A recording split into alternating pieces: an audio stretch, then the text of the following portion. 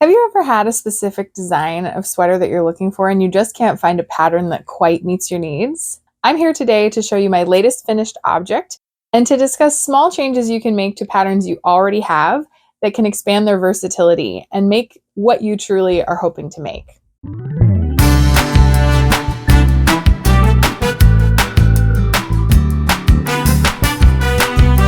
Hello!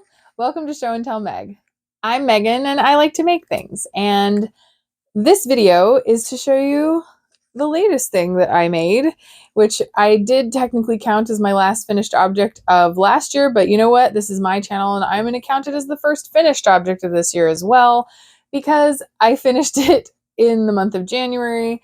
This is what I'm calling my crazy rainbow cardigan. It's actually off of a pattern that does not look like this. If you've been following me for a while, you'll know that in my video talking about getting high-end yarn on a budget, I got this yarn secondhand from someone through Facebook Marketplace, which was like just the most awesomely lucky transaction. I got 3 skeins of this yarn. This is Lobby Anime sock in the Chihiro and No Face colorway, which is designed to have like planned pooling and color pops in socks. And most of what I had seen on other people, what they had made out of this yarn on Ravelry were things like socks. And I really didn't know what a sweater would look like in this variegation. It is it's highly variegated, as you can see. It is black as well as navy blue in the dark areas with just like crazy neon-y color pops all throughout. It definitely reads more neon pink when I'm sitting here and looking at my phone screen, but it is all the different colors. I think pink just sort of commands attention on the screen, but in real life you can see all the different variegation. And so this is completely out of my comfort zone as far as what I usually make. I tend to make solid colored sweaters because I know that's what fits in my wardrobe more. It's what I tend to gravitate towards in yarns. But this was just such a cool colorway, and I got these skeins for $15 each, which if you're familiar with Lobby Anime sock yarn, I think by the time it's imported to the United States, it's closer to $40 a skein. So quite the savings, even though this wasn't like necessarily a cheap project like it would be if I'd gotten acrylic or something. I was thrilled with the price that I was able to make this for. So let's discuss the details of this sweater. Since I was starting with a very variegated yarn that I knew was going to give all kinds of crazy color stripes, very, very shocking differences in the variegation, I didn't want to have a lot of details that would be hidden by the yarn. I wanted the sweater to be pretty plain stockinette so that the yarn could be the thing that shines, right?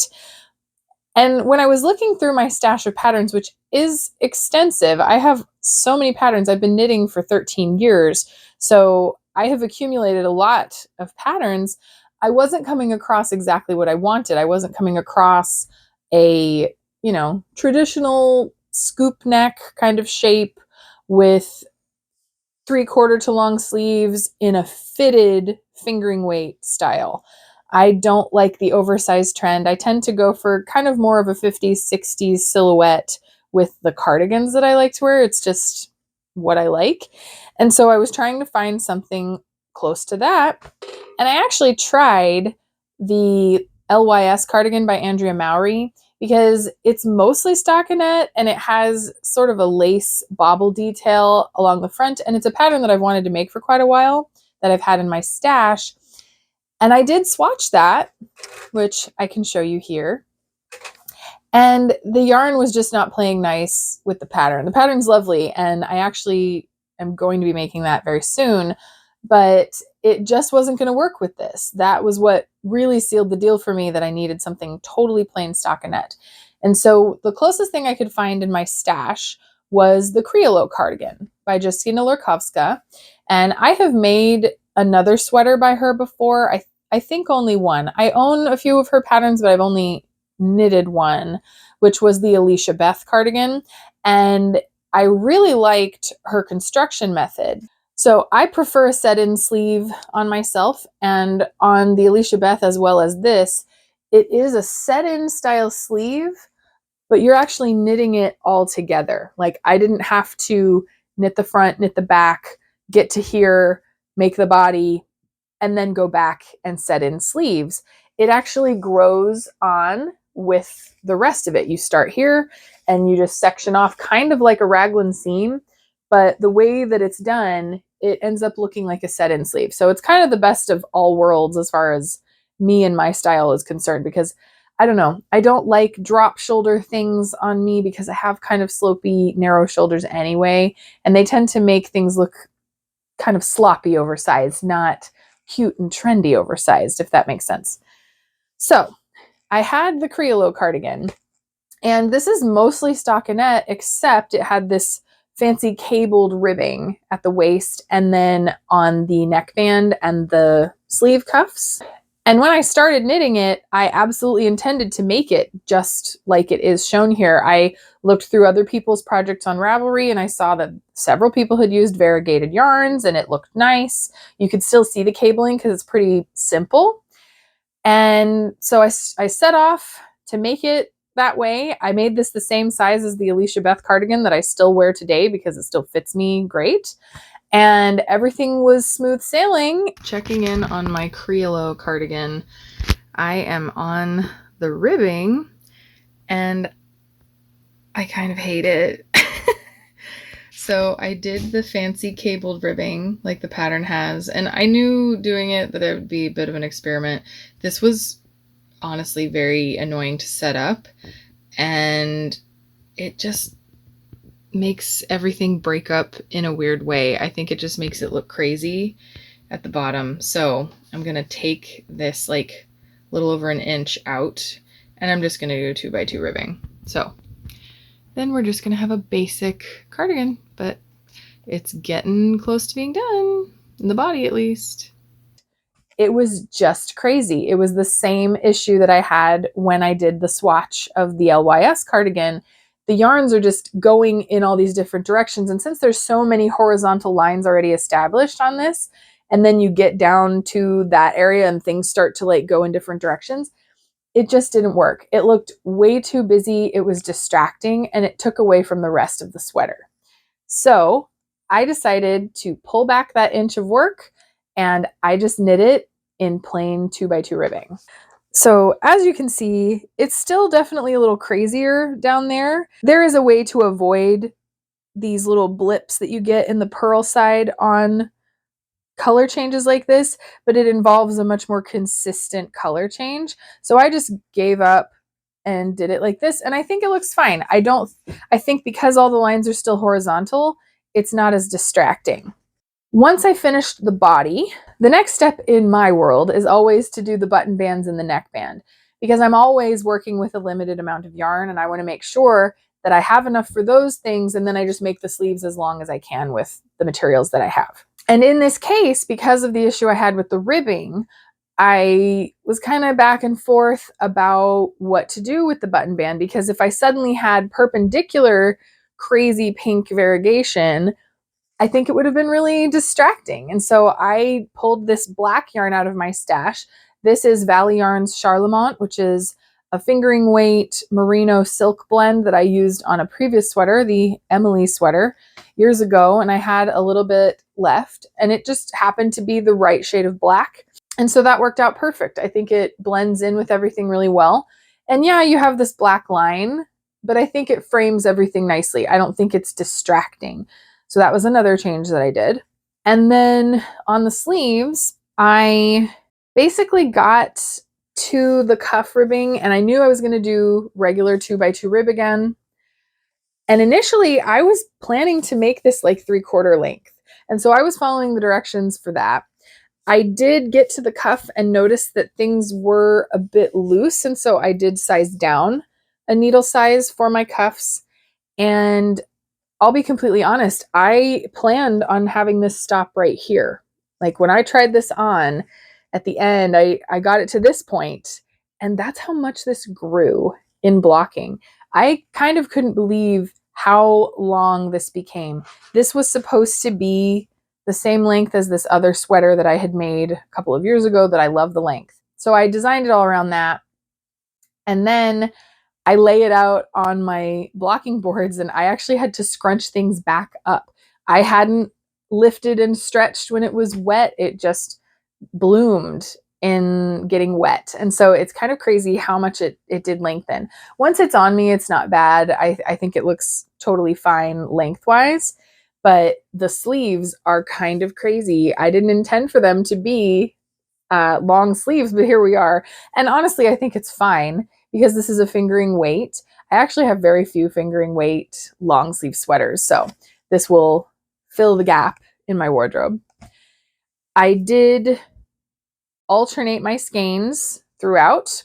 I ran into another snag. I had knitted the whole first sleeve, and when I got to about here, I decided that I wanted to switch up how the color was changing. Up here, it was much closer together. It wasn't blocks of this color against the blocks of black. See, it was a little more distributed. And so I was trying to achieve that. But in the process, it ended up making this whole sleeve look like helical knitting because I was alternating every other row. I just left it. I knitted the whole rest of the cardigan. I did the other sleeve. By the time I got the other sleeve done and looked at them side by side, as you could see, it just stood out. I technically had this finished the first week of January, but I just couldn't leave it that way. I knew that it would drive me nuts every time I looked at the difference in the sleeves. And so I ripped back all the way up to here and reknit the whole sleeve. I alternated the skeins every 2 rows, and I think it made a huge difference. To be honest with you, I'm not entirely positive which sleeve it was at this point that I reknit. Actually, I think it was this one. But as you can see, the color striping is much more consistent now. So I'm much happier with it. I know I will wear it and not think, oh gosh, I should have fixed that. And then today I did put my buttons on the button band, which was fun. These are some buttons I have had in my stash for years, and I've never found a project to use them on. They look like little books. I don't know if you can actually really tell. They're shiny black, and they actually say book on them. So it's not anything that stands out. I was trying to decide, do I do something that pops or do I do something that blends in? And I think because these are shiny, they still kind of stand out against the black, but they blend in enough that it's not distracting from all the craziness of the yarn color. So I really love how this sweater came out. I think it's really fun. It's completely out of my comfort zone. Usually the sweaters I make are even toned, if not just lightly tonal, because I find it easier to match with my clothes. I tend to think that a solid colored sweater is going to match more things than something that has a lot of specific colors going on, if that makes sense. And this one, I think, defies that because it has like all the colors. It's got kind of a neon rainbow going on. And so I think that this is actually going to match a lot of things. It is definitely a bit more modern in overall look than I typically wear, but I don't think that's a bad thing because the silhouette is still the size and shape and everything that I like. It's fitted, it's waist length. It still gives the overall look that I tend to gravitate towards. So while it's definitely a step out of what I typically make, I really like it. Okay, so now that I have told you all the particulars of my sweater, I thought that this is kind of a good jumping off point to talk about looking at patterns in a way that you can go down to the bare bones of them and decide what easy changes you could make to make it exactly how you want it to be in the finished product. So obviously this pattern, the Creole, was a really good starting point, and I am so glad that I had it in my arsenal of things that were available.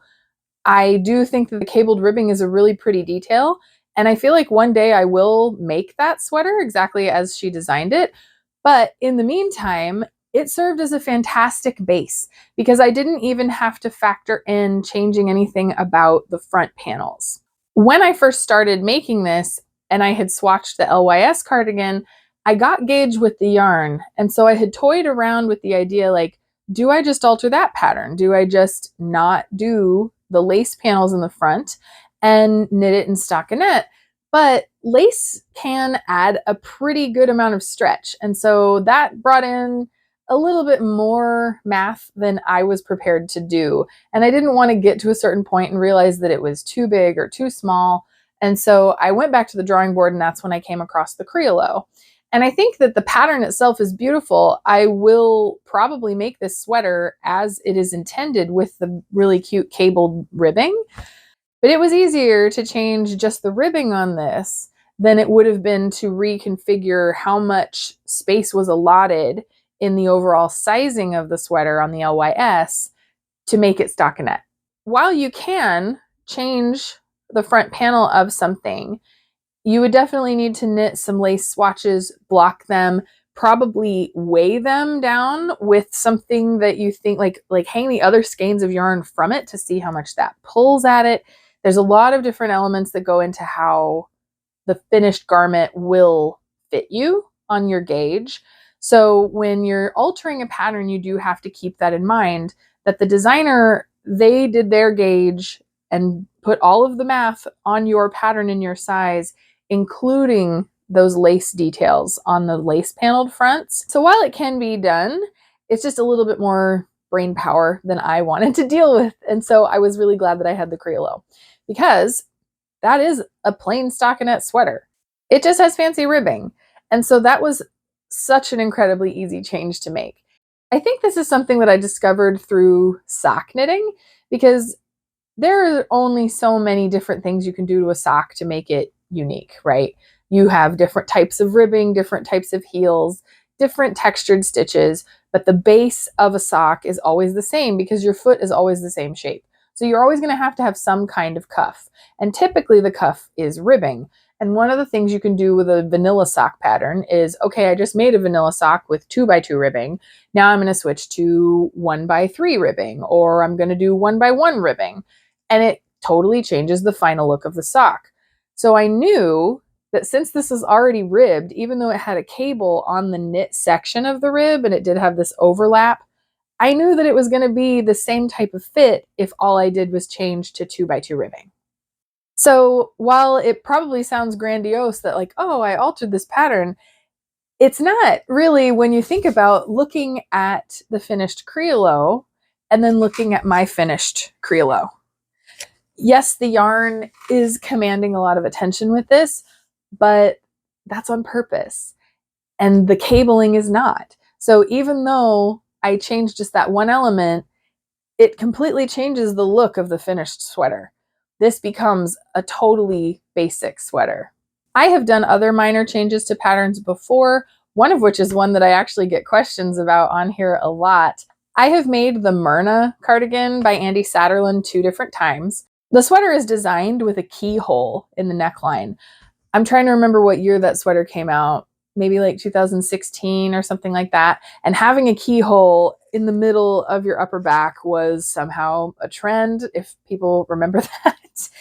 And so everyone was kind of freaking out over it, but I know I have long hair, and my hair would absolutely cover any kind of opening that I put in the back of my neck. So the first time I made the Myrna cardigan, I actually did not include the keyhole. All it took was for me to add up the whole back stitching. Like, she still had you start with the upper back, like the upper right and the upper left, and you knit to a certain point, and then you would go down. And then once the keyhole started, then you would have to put these number of stitches on hold while you worked these and that kind of thing. And so it ended up actually making it a lot easier. I didn't have to do any of the directions for the keyhole part. I could just knit like I normally would and then go back to the regular pattern. So that was an incredibly easy change to make, even when I was a very new knitter. It was only like maybe my third or fourth sweater I had ever made. So that was a very simple change to make. I did make the sweater again just a few years ago in blue, and I made it 3/4 sleeved, which was another alteration to make. But I decided this time, what the heck, I'll just knit it exactly as it is pictured. And I have actually had comments where people are asking me, what is up with that hole in the back of your blue sweater? So I guess that not including that the first time around was a good decision, because now that trend is done. And I guess if I wore my hair up and had a lower back on a shirt or something, then you get that little peak of skin, which is, I'm sure, what it was designed for. It's just not something that I ever wear that way. So it is kind of a pointless hole in the back of a perfectly good sweater. At the same time, I've made two different versions of it. They're both out of totally different yarns. They have two different sleeve lengths. One has a hole, one doesn't. And so that pattern is really versatile. When you really break down most knitting patterns, they have a certain formula. They are all extremely similar because our body shapes that we're trying to fit are fairly similar. Like we have shoulders, we have arms. You have to decide what way you want to accommodate the arms, and then you have to start here, go down a little bit, maybe flare out a little bit depending on your measurements, and then do your sleeves. Like, that's it. All of the other considerations are what make the thousands and thousands of knitting patterns that are available. So if you have one like the Criollo, which is a really awesome, simple pattern, as far as the design elements go, you can make little changes to make it your own, and then you don't have to constantly buy new patterns. In the case of the Criollo, I knew that I really liked the sleeve construction of Justina Lukowska's designs. And so I knew going in, like, yeah, I like everything about this. This would be a really easy change to make. So why not use this pattern? There are a lot of other types of alterations that we kind of all have to make, because even though we are all human shaped, humans come in many shapes and sizes. And so some of us have wider shoulders, narrower shoulders. Some of us have a wider waist than our bust measurement is typically associated with, or wider hips, or narrower, or all of these different considerations. Some people have really narrow backs. I know my upper back is quite narrow in comparison to other things. And I know that because I've sewn my own clothes. And so if I'm making a dress, that's something I absolutely have to take into account. With knitting, you don't have to account for it quite as much unless it's a really drastic difference, just simply because knitting is so stretchy. It will usually still fit you. But things like my shoulders, I have very narrow shoulders. And for years, I would make these patterns and they came out just a little bit off my shoulder. And that was always my one nitpicky thing that I wished I could change. It finally occurred to me when I was making my Belladonna cardigan at the end of 2023. I had made a lot of Andi Satterlund patterns in the past, so I knew that her shoulders typically come out just a little bit wider than I like. And so I decided on the Belladonna. Usually I knit a straight medium for myself, and I like how that fits. I might extend the waist a little bit, but the shoulder area I've always done at a size medium. This time I decided to do a small, starting here, and then just increase out to the bust measurement of the size medium. And that thing fits amazingly. The shoulders on that are exactly where I want them to be. So that seems like a small change, but when you're a beginning knitter, that's a huge thing to wrap your head around. I benefit from years and years of knitting and making all these sweaters, so I know, oh yeah, this shape is going to be the same around my sleeves. I just need to make sure that the bust ends up where it needs to be. And so I think it's something that comes with experience. You also tend to be more willing to do that experiment. If I had done the Belladonna and it came out like comically too narrow, then I would have had to rip back and do that again. At this point, though, I've made so many sweaters that I know that this section of the sweater is probably the fastest part of making a sweater. So I'm not as precious about my knitting time. I still enjoy knitting. So whether it comes out initially exactly like I want it to or not is immaterial, because I know I can just unravel it and do it again. Another common change that I have to make is that I'm long-waisted. And so the first few sweaters that I made, they were cropped style, and I made them the length that the pattern told me to. They kind of look comically short by today's standards of what a cropped cardigan is.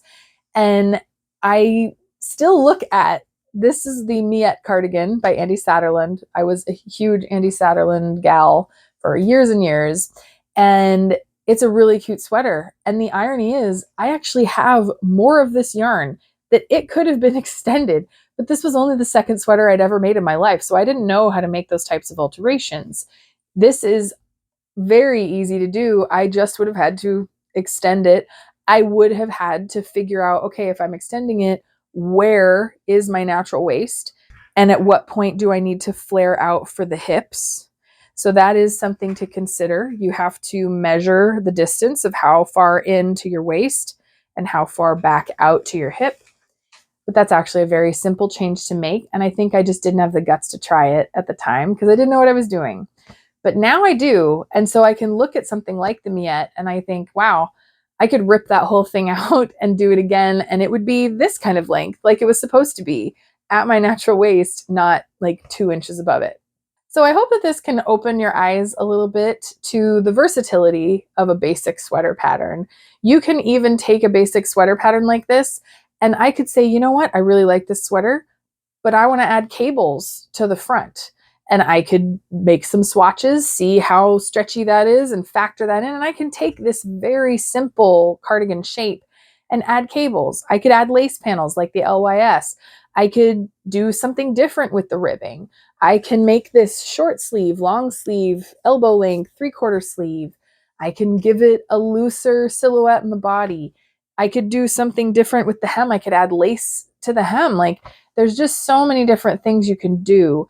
And I know that when I was a newer knitter, I never would have thought of that. So I hope that this can open your eyes to the versatility that is knitting patterns, that you can hunt through things that you maybe already have and make them work for you, even to get a completely different look than anything you've made with it before. And let me know, do you think that my changes that I made to the Creolo were to the benefit of this sweater? Should I have left it? Do you think it was as crazy looking as I did when I did the LYS swatch and did the cabled ribbing on this thing?